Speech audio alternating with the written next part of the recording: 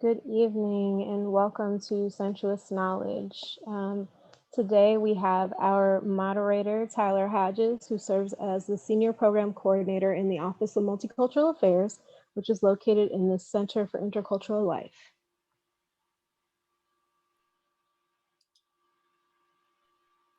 Thank you so much, Sienna. Good evening, everyone.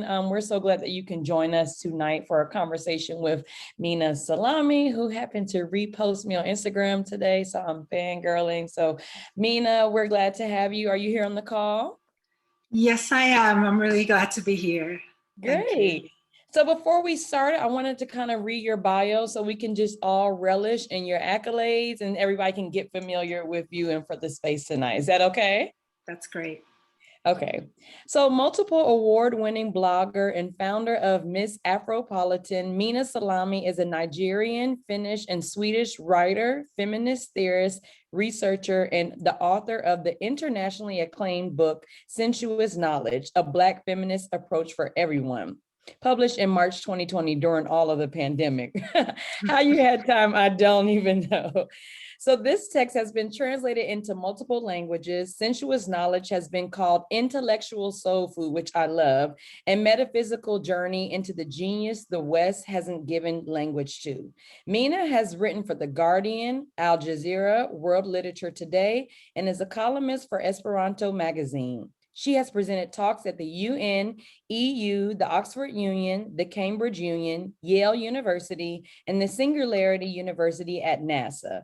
She sits on the advisory board of the African Feminist Initiative at Pennsylvania State University and the editorial board of the Interdisciplinary Journal for the Study of Sahel. So Minna, thank you for joining us tonight. What a mouthful, and you have done so much that I'm sure we'll get to dive into tonight. So thank you for being here with us. Thank you for having me. I'm really pleased to be here tonight. Great. So before we kind of jump in, I just want to give you like a chance to do a 30-second elevator pitch. So if I was on the elevator and I never read Sensuous Knowledge, what would you tell me or any student or staff who's on the call tonight that may have not had the opportunity to read your great text yet? Oh, goodness, the elevator pitch, which is like the nightmare when you've written a book of, several hundred pages. But yes, I will honor the question and try. So, universal concepts that affect all of our lives, like power, identity, arts, beauty, womanhood, etc., have been defined over the ages by the same group of people, usually white, usually male. Men like Nietzsche, Kant, Marx, etc. Some of them have been great thinkers, some have been exploitative, but it's always the same small group of people. And with Sensuous Knowledge, I am disrupting that pattern and looking at these same types of topics, universal concepts impacting everybody's life from an Africa-centered and a feminist perspective.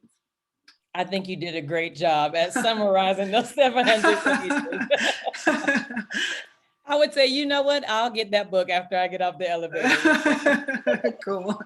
So thank you for kind of giving us that context. And you actually bring me to the first question.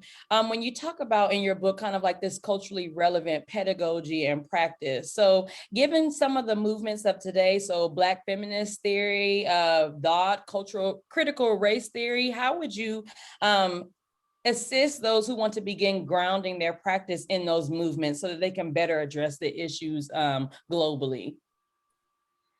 Well, that's really what my book aims to do, is to contextualize and to analyze and to develop, but also to kind of get into cultural studies, African studies, feminist theory, as well as indigenous knowledge systems and African philosophy and things like that. But by bringing them together and by showing, like in selecting one topic after another, and then looking at each one through this kind of syntheses of different framings, the intention is that, hopefully the reader will get a kind, both an introduction, but also a deepening into each field of study. Yeah, I love that. And I love that you talked about kind of like this Afrocentric lens, because in your book, you talk about some Yoruba principles of like kind of like the knowledge of the head, but also of the gut. And a lot of our knowledge is rooted in patriarchy, white patriarchy at that. So how do we begin dismantling it by saying, hey, we have to equip you with the tools to not just know sciences and math, but also like those ethos, right, in the classroom. So how can we even begin to start with that? I think the first step is really the realization. It's always the kind of the aha moment. And that's what I'm hoping to also evoke really in the book through the synthesis that I just spoke about. So in a nutshell, we cannot undo patriarchy or white supremacy using what I call Europatriarchal logic. So Europatriarchal being a combination of Eurocentric and patriarchal values and approaches to knowledge. So long as the input toward knowledge making, toward social transformation, toward individual and collective growth is Europatriarchal logic, then the outcome will also be Europatriarchal. And so once you see that, once you have that aha moment, then everything else follows from that, I would say. But it's still obviously very much a process, but it's a kind of a dismantling that follows from that, because you get this, once you grasp that, okay, if, for instance, the Europatriarchal way of looking at something like power, which is a topic that I address in my book, is to associate it with the state, with the military and things like that, and then also to associate it with, or make it synonymous to things like domination and violence and coercion, then in our personal lives and in our collective movements and in pedagogical situations, we cannot define power in the same way, even if we're trying to disrupt that system. Yeah, I love that. Thank you for sharing that. Because it just makes me think about something else you talk about the book of, like having this process and commitment to liberation, right? So you actually quoted and said, as a child, all I ever wanted to be when I grew up was a liberated woman. So what does a liberated woman look like? What does that feel like? And how can we position ourselves to live a liberated life within our own roles on the campus or just in society? Yeah, I mean, there's so many things that make up a liberated woman, but one thing that's really central is a sense of personhood and a sense of agency. The agency, it's not just to have power and agency in itself, but the kind of ultimate goal is to be able to use that agency to fulfill one's desires. So, you know, we have the desires that are political, that are emotional, that are psychological, and of course sexual as well, and all of those kinds of things.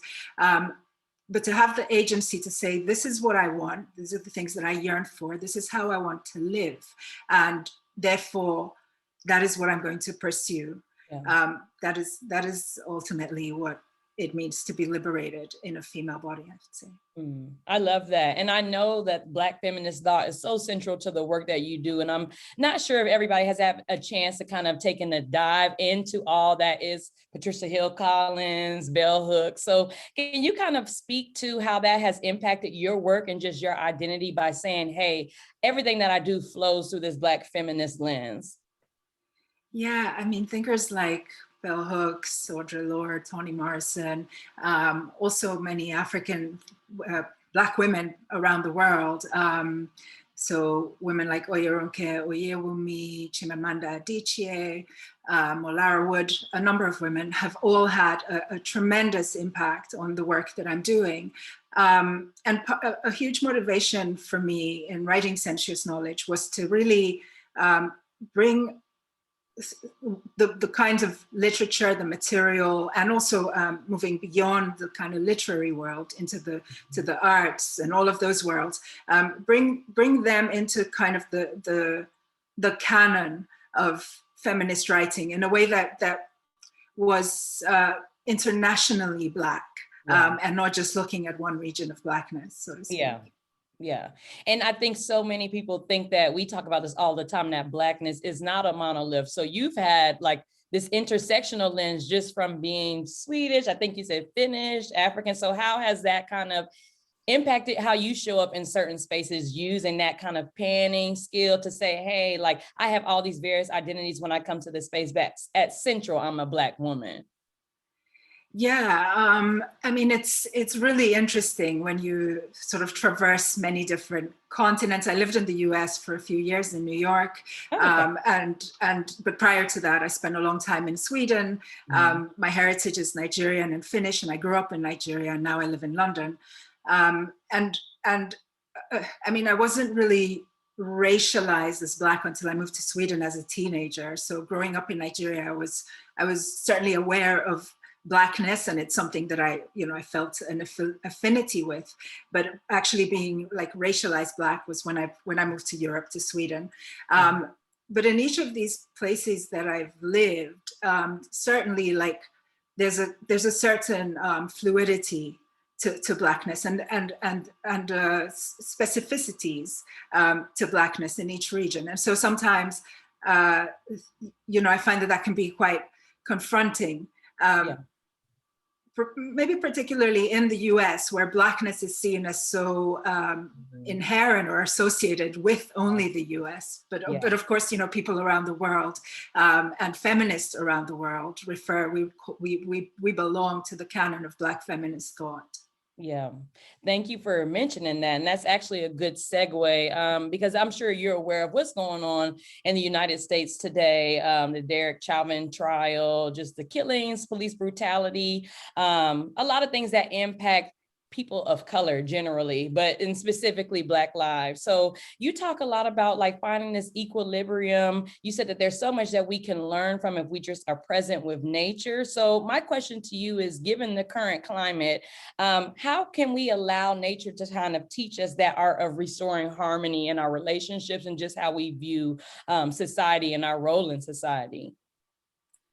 Oh my goodness. I mean, that is that is just so important. I think it's, probably the most important thing right now, is to ask that question, actually, rather than to have the final answer for it, although I will attempt that. But really to, I think as a group of people who are constantly facing one oppression after the other, violence, degradation of ourselves, of our identities.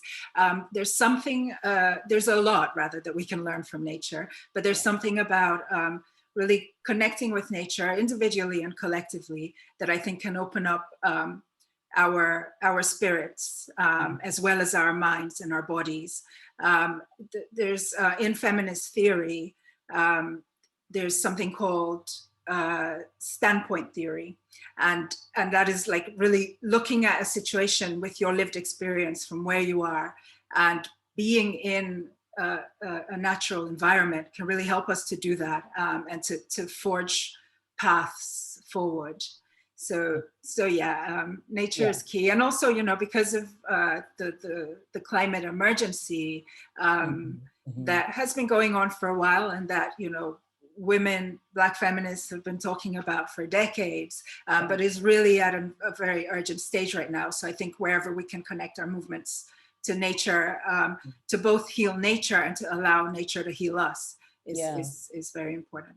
Yeah, that's powerful. And I agree with that. And I think a lot of times we say, hey, just center yourself and ground yourself. But what are some tangible things that you have applied or kind of implemented into your day-to-day life that kind of gets you reconnected with nature, if you don't mind me asking? Absolutely not. So I spend as much time in nature as I can, for once, which for me is through walking. I love walking. I can walk for hours. Ideally, I'll go for a long walk every day. It's not always possible. I bring nature into my home in whatever ways I can. So I like to collect things when I'm out, like in when I have the luck and the opportunity to be in anywhere kind of more rural, even though I wouldn't necessarily want to live rural, I'm a city girl, but I like to, you know, bring grass back everywhere. Yeah, I mean, it's beautiful, but yes, but I'll bring back objects.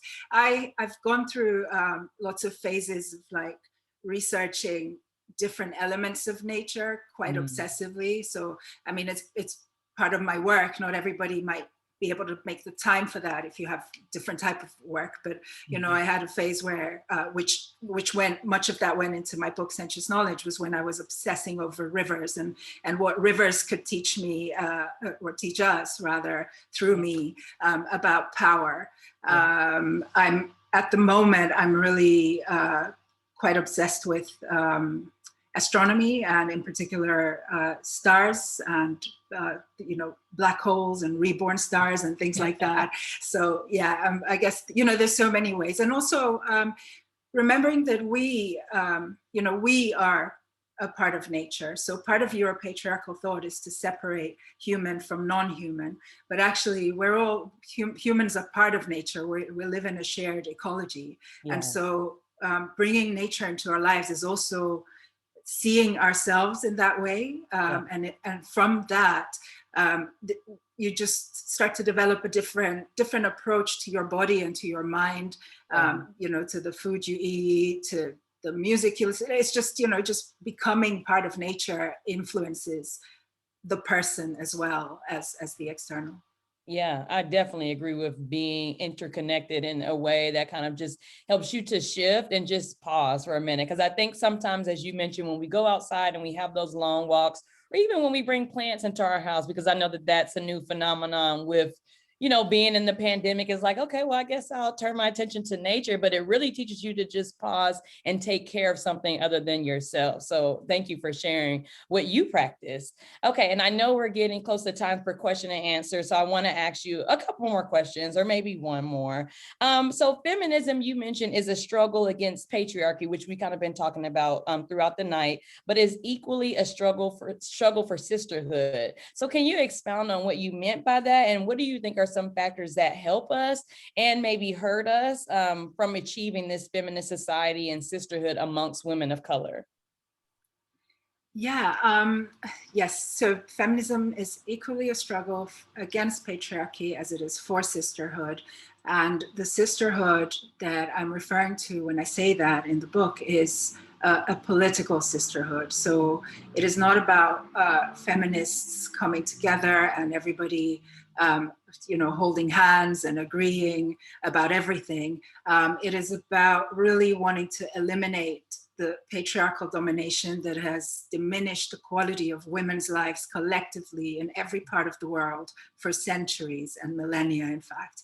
And the realization, or the reason that I say that, you know, feminism is equally a struggle for sisterhood, is because of the realization that we cannot achieve the elimination of patriarchy in sort of separate groups. We can have branches, just like a river has branches, you know, but we need to realize that we're all part of the same river that is flowing toward freedom, toward liberation. And the way that we can do that, I mean, there's certain attributes, certain qualities that we have to bring into the conversation. In my book, I mentioned 3. So forgiveness, responsibility, and conscientiousness. And I argue that forgiveness is what comes when something more important takes place in the heart, rather than when you forget whatever wrongdoings have happened. Responsibility is what emerges when you let go of guilt, which is something that white feminists in particular tend to hold on to, and which is very counterproductive and unproductive even. And conscientiousness is this quality that when we enter the movement or any feminist space, bearing in our minds, bodies, and hearts the fact that, you know, the patriarchy is destroying lives for so many girls and women, for all of us in different ways. And I think ultimately the the message of that chapter is that, and I'm going to be a bit Audre Lordian when I say this. In fact, she says, in her in one of her famous essays, she says that we need to break silences. And so I would suggest that, the feminism in the 21st century is, and feminist sisterhood is about breaking silences. And, the kind of real enemy to that is women who solidify silences. And those are the kinds of distinctions that I think can be helpful. Yeah. That's so powerful that you say that, because I think that we're in a space where people are reclaiming their voice, which Audre Lorde also talks about. And that all stems back to that Black feminist thought. And I love that you talk about forgiveness, because I think that that's central to Black feminism, is forgiving the wrongdoings of society. So when you see all of these different groups and movements going on, they talk about Black Lives Matter, but also there's things that affect the AAPI community, just various things that have infiltrated and have kind of create separatist group and separatist movements. How can you speak to maybe combining, right, to collectivize our voice and move towards forgiveness and responsibility as a whole?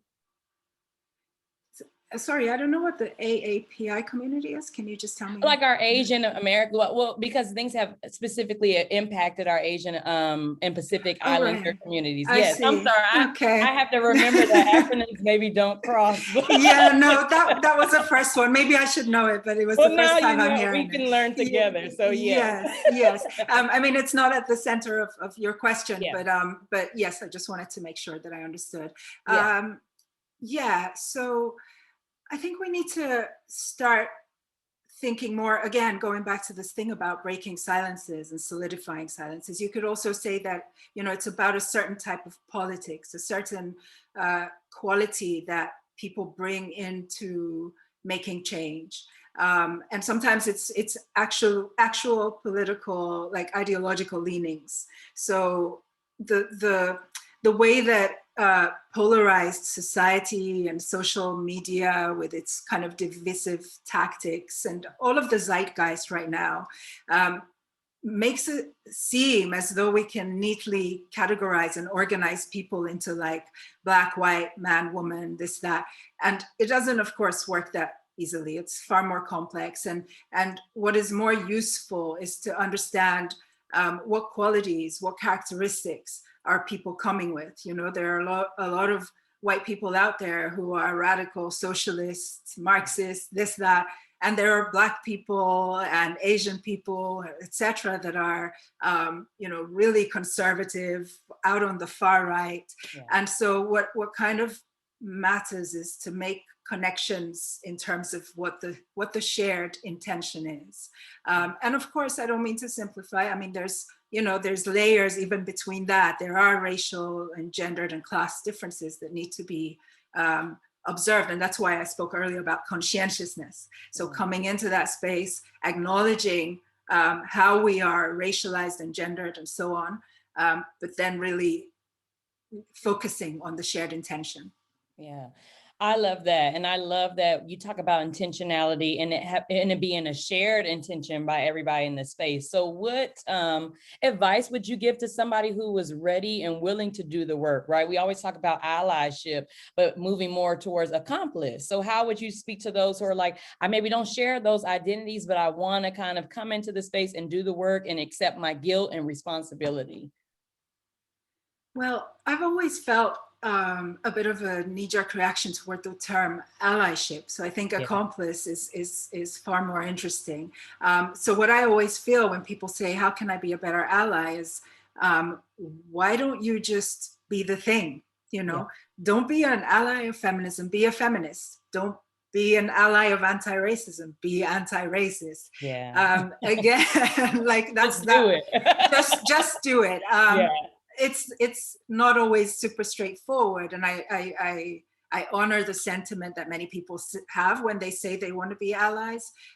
But I think when you say that, it is still indicative of a certain type of conditioning in which you think that you are other or that the other person is other. Yeah. Just join, just be part of it, share the intention. Yeah, I agree with that, because it's like you can call yourself an ally, but the community has to say, hey, you are doing the work with us. We agree. We feel supported and seen by you in this work. Yeah. So I want to just kind of open the room for those to ask questions. I know that there's a couple of people who have commented. I have actually one question. So we're going to just invite you all to start asking your questions, start dropping them in. I know Sienna is behind the scenes helping me. So the first question is, Minna, you mentioned that we cannot eliminate patriarchy using European Western logic. How do we work on resisting and unlearning the dogmatic pedagogies, logic, and paradigms we're taught from childhood? Reading is something that's really important for that. There are other things as well, but the first thing I'll say is, just educating ourselves, and reading is one of the primary ways to do that. But of course, also like looking at the art world for knowledge about resistance. So art world meaning, everything from music to dance to pottery. And also I think, meditation and things like that should be mentioned. We spoke earlier about nature, but yeah, reading is central. Reading broadly in order to to understand the kind of full spectrum of the issue of resistance. It's important to read broadly. But again, what is the most important thing is to realize that you want to be free from patriarchal conditioning. And that in itself kind of will trigger the actions that are taken. It has to be a deep desire, not just a sense of like, oh, this would be cool. Like I want to do feminist theory, or I like so-and-so thinker and they are a feminist. But to really feel this a kind of desperate need to free yourself from patriarchal conditioning, from Europatriarchal conditioning. And that will just, you will be waking up each day thinking about what step do I take today? And I also just want to add to that it is central that a lot of that process comes from within rather than listening to like one big authority or several. So read and take in the information, but also cultivate your own sense of liberation from Europatriarchy, because part of Europatriarchal thought is to constantly enforce a sense of authority.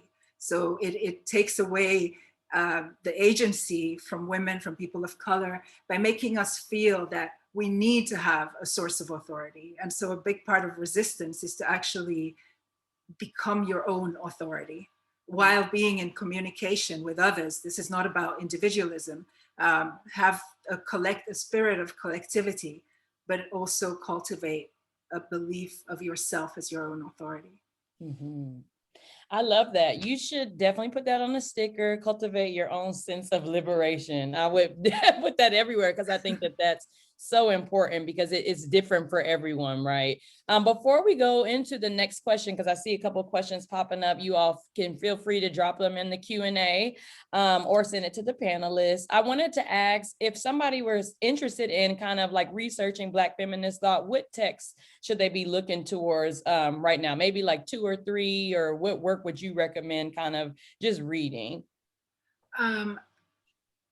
Bell hooks, any bell hooks, really. I'd say. I would also suggest reading.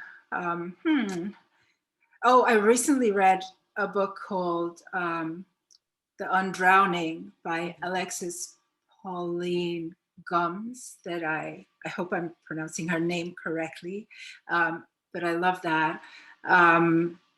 In Search of Our Mother's Gardens by Alice Walker. Yeah. And then the recently and sadly passed Nawal El-Saadawi, who was an Egyptian feminist. And she had a book called The the Daughters of Eve. I think it's something with Eve.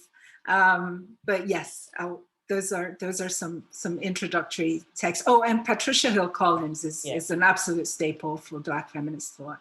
Yeah, definitely love Bell Hooks. Sisters of the Yam was something that I just recently read that just transpired how I thought about Black feminist thought and exhibiting compassion and that forgiveness that you talked about earlier. So thank you for sharing that with our guests. Okay, the next question is, based on the topics you discussed, okay, what are some books you suggest reading? So additional, or maybe you have been listening to podcasts, because I know we're all social right now. Is there anything that you would kind of recommend that's related to this field or to this work? Let me have a think if I've, actually, I haven't been listening to podcasts, although I will mention one called the Unmute podcast. Unfortunately, I can't remember.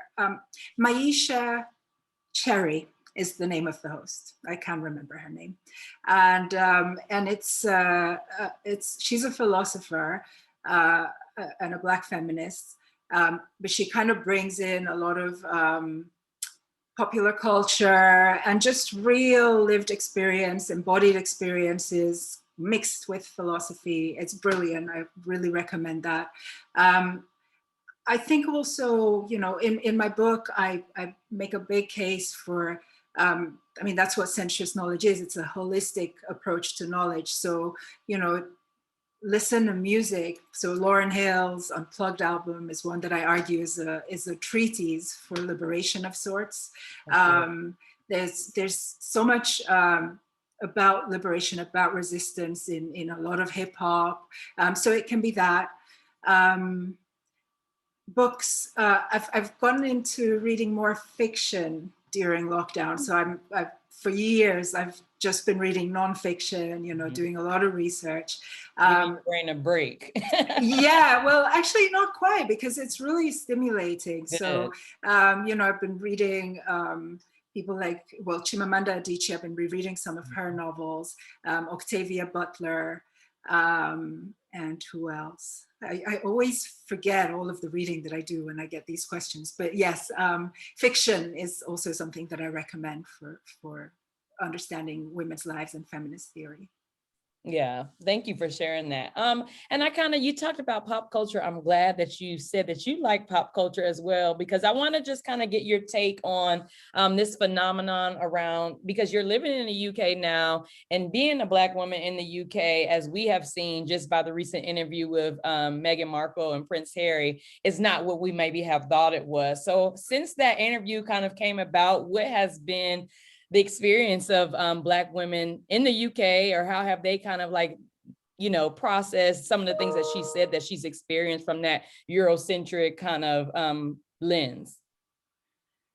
Well, I mean, as you can imagine, it really like opened up a lot of conversation and a lot of wounds. I'd say that really was the sentiment in the aftermath of that interview. A lot of women that I know, a lot of women, you know, online were Black women, Black British women, were expressing just the feeling of hurt and pain and anger that being a Black British woman can come with.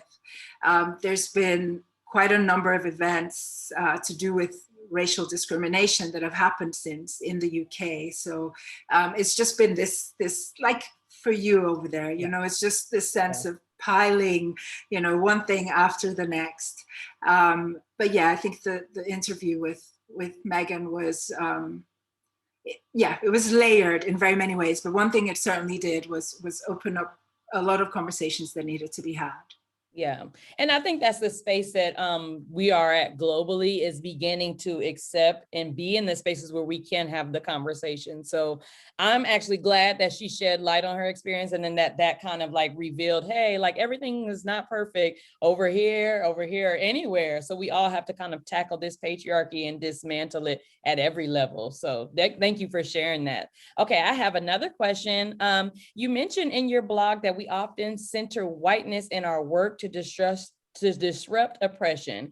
In the midst of so much focus on social justice and liberation, how can we apply Black feminist thought to decenter whiteness in the work of liberation? Yeah, it's a mindset thing, you know. It's and I think it's something that we need to constantly remind ourselves of, is that we think about liberation and resistance from a Black-centered perspective, which is not, you know, I'm not sort of like Marcus Garvey. What was his movement? Like a Black nationalist. That's not what I mean. And I have a lot of respect for Marcus Garvey, nevertheless. But it's more to just ask the question of, like, in taking this action, in making so and so argument, etc. Are we placing whiteness at the center or Blackness at the center? And if we're placing whiteness at the center, then no matter how much we are attacking whiteness, you know, reprimanding whiteness, just this constant focus on whiteness, then we are reproducing a Europatriarchal logic. And as I said earlier, we cannot do Black feminist thinking with Europatriarchal logic. So we have to move away from this knee-jerk tendency to want to do that, to look at the oppressor, look at whiteness, and instead, you know, what I'm interested in is stripping back from that, and asking, you know, instead, like, what does freedom look like if we didn't have the interference of the white gaze or the male gaze? What would we then talk about? And that just is a far more interesting but also a productive and progressive and nourishing and healing, restorative space for Black people to be in, I believe. Yeah. I agree. And I think we, you know, for so long have allowed this kind of white supremacist thought to kind of permeate our identity and our sense of worth and value. So you're right about kind of moving towards that restorative, reflective, collective moment of, hey, how do we just internally be better, reconnect with nature, apply our ancestral thought, like, and kind of move towards that space of liberation. So definitely agree. Thank you for that. Yeah, and you know, it's also about, like, looking at ourselves critically. I don't mean critically to, like, nitpick, you know, our faults here and there and air dirty laundry, that kind of thing, but to have that kind of critical reflection of, like, which traditions exist within Black communities around the diaspora, around the world, that maybe we don't want to bring along into the moving forward in the 21st century. All kinds of things that we, like, conversations that we can't have because we still place so much emphasis on whiteness. Yeah. Thank you. So, I mean, I guess I'll flip the question back towards you, because you talk about achieving this liberation, which we talked about all night. Do you feel like that thought that you had as a child, do you feel like you finally have become a liberated woman? And if not, like, what steps do you need to take to kind of, like, remove those barriers from your personal work? I love this question, and you know, I appreciate it because it's definitely something to check back in on.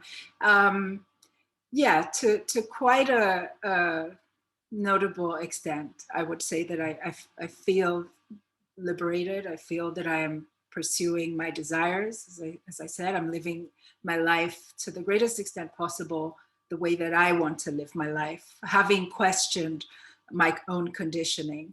But it is a process, you know, and I certainly recognize that there's still things to undo. There's constantly new things to learn and things to unlearn. But yeah, most of the time, I feel like I've kind of gone there. And it's been a really hard journey. You know, one of the things about like living a Black feminist life is that you have to make sacrifices. You have to be willing to make sacrifices. Like, feminism doesn't come easy. It's not something you can just read in a book, which is why I've been emphasizing throughout this conversation to have, like, the realizations, the epiphanies, because those are what will sustain what can sometimes be really difficult journeys. Like, I've had to, I've lost friends, you know, I've been distanced from family members. I've gained more friends that I've lost. I've become closer to more family members than those that have, like, dismissed me because of my feminist politics. But these are things that have happened along my journey, and they've always forced me to question, you know, what do I, what am I going to choose at each point, you know? And when I've chosen that living a feminist life and all that that means to me is what I'm going to focus on, I've only strengthened that process of liberation. So yeah. There's liberation in kind of accepting who you are and allowing the evolution to happen in your thought and then just your pedagogy and practice. So thank you for being vulnerable enough to share that with us. If there's no more questions, I want to leave you with one last question for the night. We're so grateful for your time. And at the end of the conversation, if you want to leave your social media handles, because I know a lot of us want to follow you, I already do, but just so people can kind of get real time to see what you're working on. What charge would you leave with us to go on and to kind of make that change in our various spaces? And what is one takeaway that you want us to kind of like reflect on, as you mentioned earlier, when it comes to sensuous knowledge? Okay, so in terms of a charge, don't play the game of patriarchy. Don't play the game. It's going to cost you too much. It may give you quick rewards, but it costs way too much in a woman's life to play patriarchal games. And so, well, insofar that sensuous knowledge can be helpful to that, what the book and what sensuous knowledge really is about is always taking a kind of opposing view to Europatriarchy, but not to take an opposing view. It's not about being contrarian, but rather if you're being told to always separate between things, then experiment with uniting things. If you're being told that you're inferior because of X, Y, Z, experiment with thinking that, oh, maybe, like, let's say kindness is seen as something that women are seen to be more kind, and therefore kindness is seen as something sentimental and inferior. Experiment with, what if kindness is actually a kind of superpower? What if I can do something with? So it's really encouraging critical thinking at the end of the day, and that's the way that I think we can refuse to play the game of patriarchy. I love that. And we actually had one more question while you were talking, so we can answer this question and then we can end on if you want to share with us how we can keep in contact with you or just kind of follow your journey. So this participant said, I applaud and respect your purpose, work, and position. Do you experience pushback or a disconnect with men in general in terms of the work that you do? Yeah, a hell of a lot, a hell of a lot of pushback, and a lot of, what was the word you used? Disconnect. Disconnect, yes, I do feel that. But, you know, I think part of the whole thing of becoming a liberated woman, or whichever way you want to put it, like the more feminist my life has become, not only in theory, but also in practice, actually feeling disconnect with men who have patriarchal worldview has opened up tremendous space for connecting with men who don't. And even though they're a minority, it's a much more enjoyable place to be in than to have to like be connected to men with patriarchal worldviews. So. Yeah, because they're going to challenge you at every turn, but at least those men are saying, well, actually, I'll sit down with you, Minna, and learn about it. Exactly. Yeah. Oh, that's awesome. Well, thank you so much for your time. I mean, it was a joy speaking with you. Is there anything that you want to share with us in terms of your social media or projects that you're working on right now? Sure, and thank you so much, Tyler, for the amazing questions. This has been really enjoyable. So yeah, you can find me on Twitter, Instagram. My handle is @MsAfropolitan. I'll type it into the box. Or will that show up? It should show up. Yeah. Okay. And do that too. Oh, you did it to the panelists. I'll do it to the attendees. Oh yeah. No. Zoom is just a lot. It's okay. Thank you, Alexa. Yeah.